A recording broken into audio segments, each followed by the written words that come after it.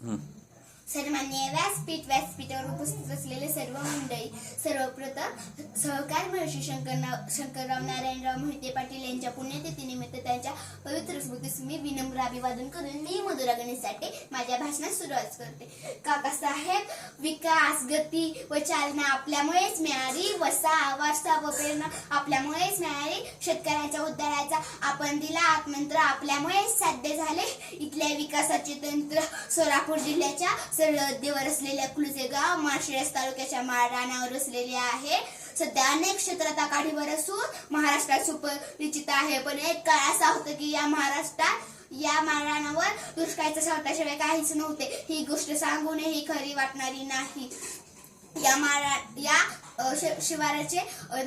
शिवाराचे परिवर्तन करणारा, माळरानाचे नंदनवनात रूपांतर करणारा एक तेजस्वी तारा म्हणजे शंकरराव मोहिते पाटील यांच्या रूपाने 14 जानेवारी 1918 जन्मास आला. त्यांचे प्राथमिक शिक्षक अकलूज येथे झाले. पण 7वीच्या वर्गात असताना पुस्तकासाठी व शाळेसाठी पैसे नसल्याने शाळा सोडावी लागली. शाळा सोडली तरी काय, त्यांचे अंकचे गुण हे खूप प्रभावी होते. त्यांनी समाजात राहून बलोपासना केली. बलोपासना करून शरीर कमावले. जे काही चांगले व उपयोगी घेण्यासारखे आहेत ते घेऊन ते कृतीत आणण्याचा प्रयत्न केला. शेतकऱ्यांच्या दुःखाचे खंडन करण्याचा प्रयत्न केला. जसे सामान्यपणे माणूस आपण भोगलेले दुःख इतरांना भोगावे लागू नये असे वर्तन करतो. शंकररावजींना सुद्धा गरिबीमुळे शिक्षण घेता आले नाही याची खंत होतीच. ती दूर करण्यासाठी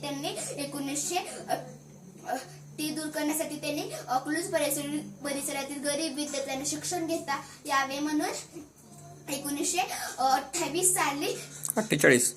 साली विजय विद्यार्थी वसतिगृह याची स्थापना केली. या वसतिगृहातून आजपर्यंत हजारो गरीब मुलांनी शिक्षण संपादन केले व करीत आहे. ते शंकररावजींच्या दूरदृष्टीमुळेच. तसेच त्यांनी ज्ञानदानासाठी 1949 साली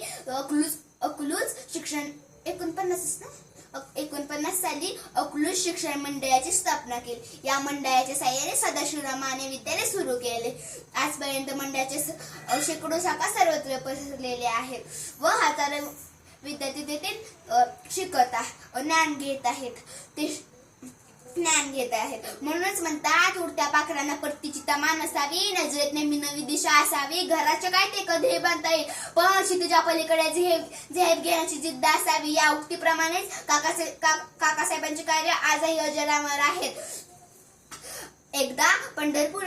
एकदा काकासाहेबांना पंढरपूर येथे विश्व हिंदू परिषदेच्या व्यासपीठावर पाचारण केले होते.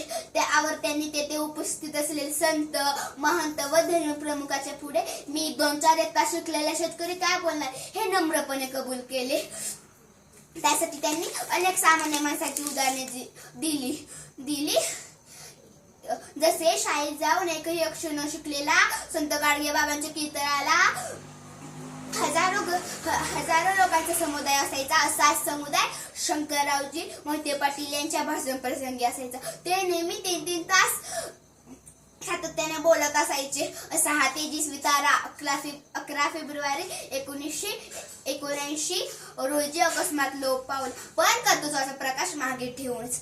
म्हणूनच म्हणावेसे वाटते, काकासाहेब आपण कार्यकर्तृत्वाने मिळवला जगोजगी मान. काकासाहेब आपण कार्यकर्तृत्वाने मिळवला जगोजगी मान. म्हणूनच आम्हा जनतेचा आहे आपला अभिमान. पुन्हा एकदा विनम्र अभिवादन. धन्यवाद. जय हिंद, जय महाराष्ट्र.